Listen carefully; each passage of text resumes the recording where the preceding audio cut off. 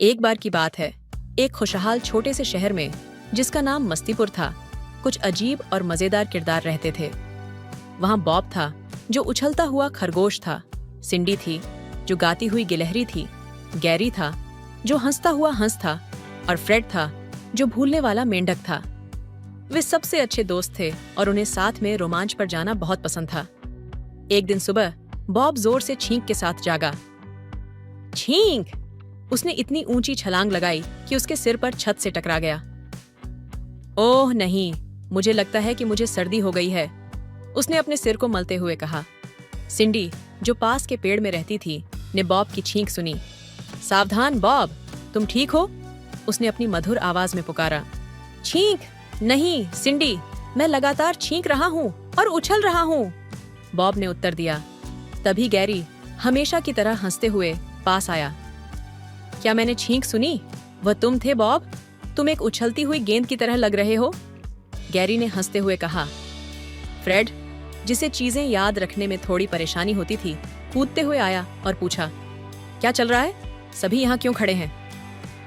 Bob लगातार छींक रहा है और उछल रहा है, फ्रेड, सिंडी ने समझाया। ओह हाँ, छींकना और उछलना, फ्रेड ने कहा, हालांकि वह फिर से तुरंत भूल गया। दोस्तों ने बॉब की छींक की समस्या का हल निकालने का निर्णय लिया।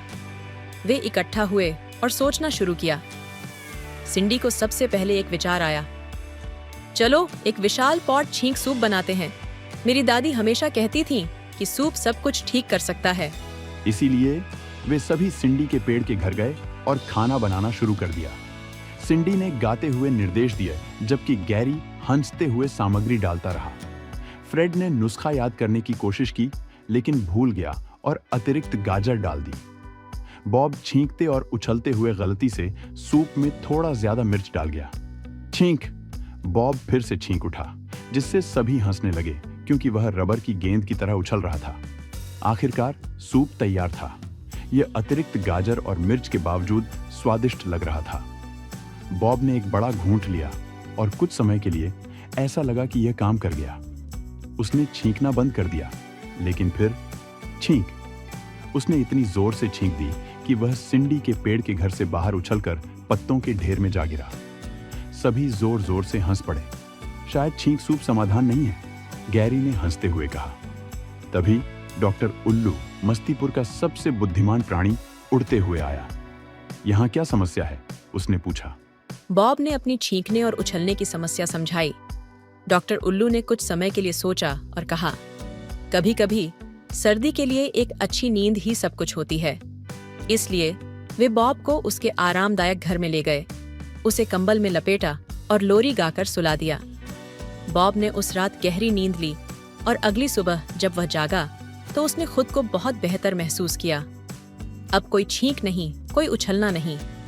बॉब ने अपने दोस्तों का उनकी मदद के लिए धन्यवाद दिया और उनकी छींक सूप के रोमांच के बारे में हंसते हुए बात की।